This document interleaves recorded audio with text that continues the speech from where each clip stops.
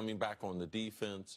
They have a very young secondary that has played better as we've gotten down the stretch. So typically what we like to say as NFL players, once you get close to Christmas, we tell the rookies, you're not a rookie anymore.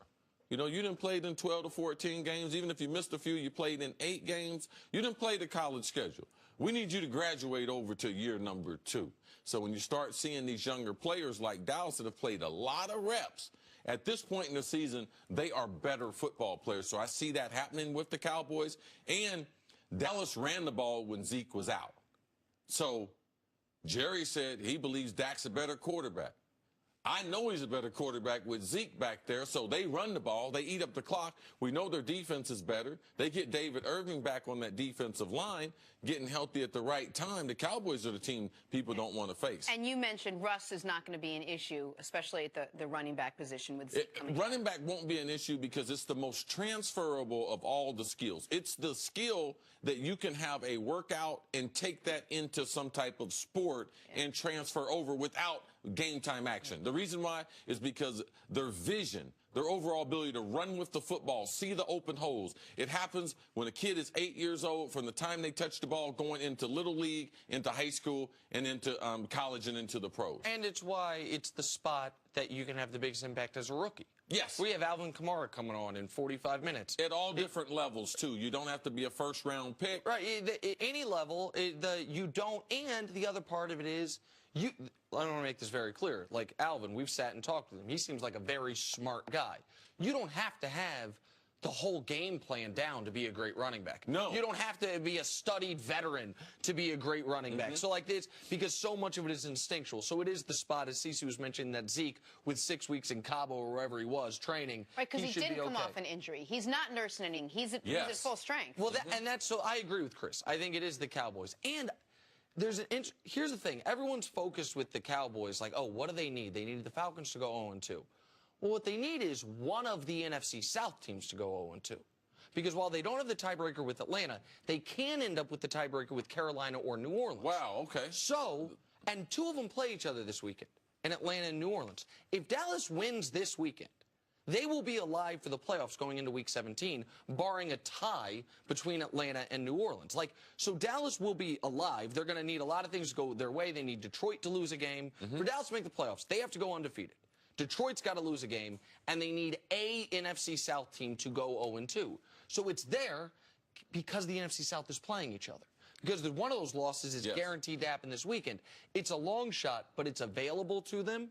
And if they get into the playoffs fully healthy, again, I want to, on the Zeke note, CC, when you're a star running back and you go into the playoffs with not a lot of work or not a lot of carries, it's almost always because you've been injured. The fact that Zeke's going in there for a worse reason as far as as a human being, that he was suspended, but a better football reason, plays in their favor. He's fresh and not coming off an injury. That works well for them if they can get in the tournament. What's not in their favor is Minnesota has kept right on the heels of the Eagles, so the Eagles are likely to play a full game in week number 17, which is not typical of a number 1 seed. So they need that to stay ahead of the Vikings. The only time I ever got full-on barked at in an NFL locker room was, I don't know if I should mention the name, but was when I was going over a whole list of things and scenarios that had to happen for the team to win. I said, well, you guys have to win out. But if this team loses and this team ties and this team's mother on her cousin's third side has a dog with 3 legs, you guys are in the playoffs. And I just got railroaded. And it was like, as a player, I can't imagine that this and the scenarios, all we want to focus on is the next game, and that's it. Is it hard for the Cowboys to, you think, kind of quiet out the rest of the noise and say, forget everything else. If we don't win the next game that's in front of us, this whole thing is for naught. Yeah, Jenna, that's all you see can what do. I'm saying? I mean, that's all you can do is concentrate. That's all I got control over. You think I'm going to be in Cincinnati somewhere this weekend? All I can do is concentrate on this game, Jenna. That's all I can do. What do you want me to do? I'd have yelled at you, too, if you brought up somebody with having a 3-legged dog, Jenna. Talking about playoffs. Okay, that just brought me back. The role playing? That just brought me back. PTSD. I got a lot of PTSD right now, okay? All right, okay, moving on. That's ping Right, pong, I ping got pong, you. ping pong, ping pong. No one knows Table what you're tennis, talking table about. tennis. Go ahead. Blindside hit. Carolina Panthers linebacker Thomas Davis, speaking of blindsided hits, he picked up a 2-game suspension for his hit on a defenseless Davante Adams in Sunday's game against the Packers. For context, he was fined earlier in the year for a helmet-to-helmet hit on Bucs receiver Adam Humphries. The league weighed that into their decision. Davis will likely appeal. Cece, what is your reaction to the suspension here? I thought he would be suspended. I mean, he targeted a player who was defenseless. And in these interception return scenarios, the defensive players, that's actually a play that happened 20 years ago on a regular basis that they've banned from the game. Like, they've taken these hits away from the game. It's as if... Schlereth talks about it all the time from when he was playing. It's as if the modern-day player didn't see all the stats on players that played the game afterwards, because we typically think that we are a brotherhood. Now, if we are a brotherhood, there's no way you hit your brother in his ear like that with your helmet. You know your helmet is the hardest object on the football field.